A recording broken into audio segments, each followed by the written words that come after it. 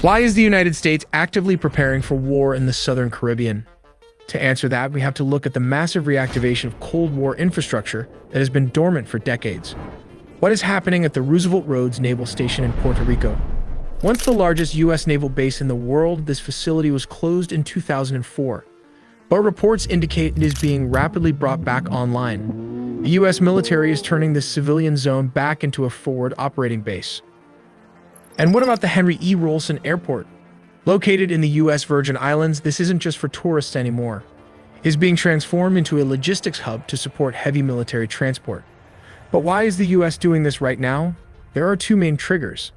Is it because of Russia and China? Yes. Intelligence suggests that Moscow and Beijing are not just visiting Venezuela, they are attempting to set up permanent military bases. The U.S. sees this as an existential threat, a violation of the Monroe Doctrine that they cannot ignore. Is it about the oil? Absolutely. We are already seeing the precursor to war. U.S. Coast Guard helicopters have been spotted intercepting and seizing oil tankers leaving Venezuelan waters.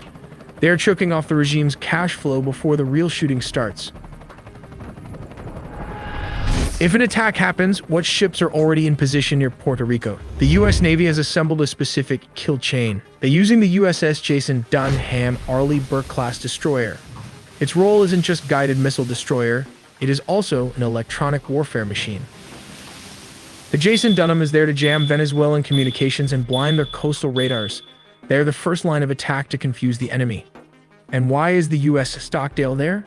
The Stockdale is the shield. Equipped with advanced Aegis missile defense systems, its job is to shoot down any anti-ship missiles Venezuela fires back at the fleet. But how do we know this is an invasion and not just a blockade?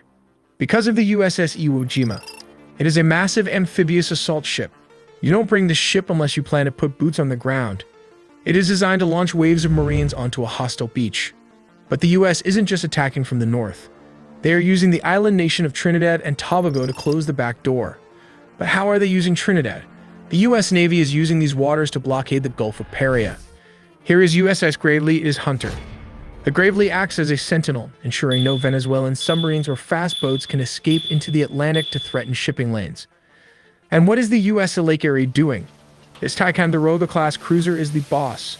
It serves as the air defense commander for the entire operation, coordinating the movements of every ship and plane from its high-tech command center. But ships are slow, so how will the U.S. deliver the first strike? This is where the air power comes in. The B-52 Stratofortresses won't even land in the Caribbean. They will fly straight from the continental United States, deliver their massive payload of cruise missiles, and return home without ever touching the ground. What about the B-1 Lancer? These supersonic bombers will be used for fast attacks. They can swoop in at low altitude and high speed to destroy hardened targets before the enemy knows they are there. But where will the bulk of the Air Force fly from? This is why Roosevelt Roads in Ciba, Puerto Rico is so critical. It puts tactical aircraft just minutes away from the target.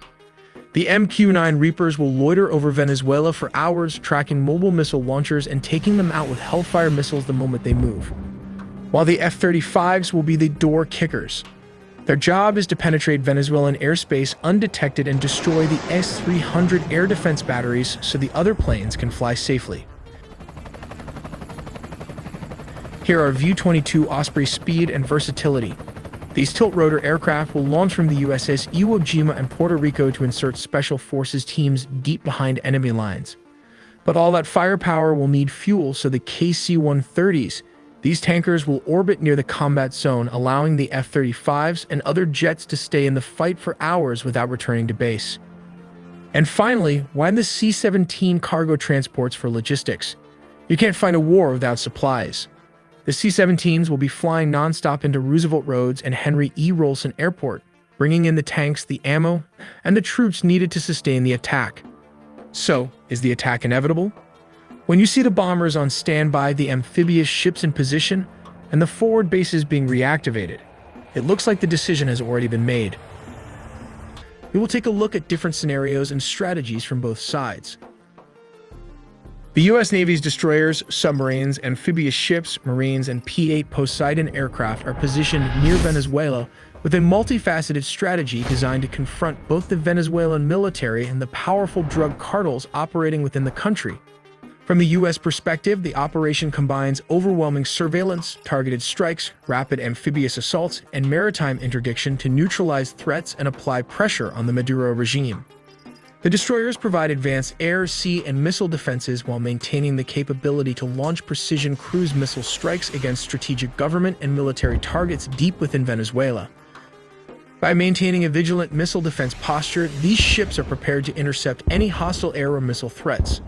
They also leverage anti-submarine warfare assets to secure the task group's maritime perimeter against underwater threats posed by Venezuelan naval forces. In surface combat, the destroyers defend against militia boats or Venezuelan naval vessels trying to disrupt blockades or amphibious operations. As the name suggests, destroyer, it is equipped to carry around 90 missiles with this vertical launching system, a Mark 45 deck gun position at the front, followed by close combat phalanx and a C-RAM missile system. But that's not all. It also houses Harpoon anti-ship missiles and torpedo tubes for threats underneath. And if that's not enough, there's a submarine hunter-killer Seahawk equipped with sonar and torpedoes featured in the upcoming video. These warships are designed for destruction and defense, but they are not suitable for invasion. But how do you launch a land invasion from the seas? The answer is these amphibious assault ships are specialized warships designed to deploy and support ground forces during military operations, particularly in hostile or contested environments. They resemble small aircraft carriers but are primarily focused on launching and supporting helicopters, vertical or short takeoff and landing VTOL aircraft like the MV-22 Osprey and F-35B Lightning, and amphibious landing craft. The amphibious ships carry thousands of Marines trained for quick expeditionary raids and large-scale amphibious assaults. These Marines would execute precision strikes on cartel strongholds, government command centers, or key coastal infrastructure. Their urban combat training equips them to seize airports, communication hubs, and other critical points, potentially working in concert with opposition forces inside Venezuela. Here comes the nuclear-powered attack submarine operates covertly and silently along Venezuela's maritime approaches. It collects vital intelligence by intercepting communications and monitoring naval activity. It can deliver surprise, long-range missile strikes to disrupt regime command and control, jam air defenses, or destroy military facilities. Its presence also deters any third-party naval reinforcements from countries like Russia or Iran, complicating any attempt to bolster the Maduro regime. The P-8 Poseidon aircraft extend the task force's eyes and ears over a vast area. They conduct continuous intelligence, surveillance, and reconnaissance flights deep into Venezuelan airspace and waters, tracking air defense installations, military movements, and cartel smuggling operations. These aircraft work closely with surface and underwater naval assets to designate targets for missile strikes and monitor submarine activity. They are also capable of electronic warfare operations to disrupt Venezuelan communications and command networks, limiting the regime's operational responsiveness. But why is a single submarine a huge threat to an entire navy? The answer is these torpedoes. So let's take a look at how it works. Pressurized air propels the torpedo toward its target. Step number 2. The piston engine with propellers maximizes the torpedo's speed. Step number 3. It trails a wire plugged into the weapons systems aboard the sub using data to navigate. Step number 4. The torpedo accelerates to 32 knots over 35 miles an hour with a range of 8 miles or 12 kilometers. Step number 5. As it nears its target, the wire is cut and its sonar takes over navigation. Step number 6. If a torpedo misses its target, it can circle back and starts hunting the target with its sonar. This one torpedo has the explosive power of 1,200 pounds of TNT, and I guess you do not want to be at the receiving end of this weapon. But reports suggest that new breed of barracuda torpedo or supercavitating are going to be the latest upgrades. But how would Venezuela's counter the U.S. command of the seas? Well, the military and cartels prepare to defend the regime and preserve their control through a mix of conventional and asymmetric tactics. The Venezuelan military, although smaller and technologically less advanced, relies on knowledge of local geography, layered air defense sites, and large-scale militia mobilization, reportedly numbering over 4.5 million, to counter amphibious assaults and defend key infrastructure. The military employs coastal and naval patrols to challenge U.S. naval operations and uses missile systems to threaten incoming aircraft and ships. The Venezuelan cartels, deeply intertwined with some military elements, use their familiarity with the terrain, fast boats, and smuggling networks to complicate maritime interdiction. Their tactics include evading surveillance through irregular routes, blending with civilian traffic, and leveraging the dense jungle terrain for cover against raids.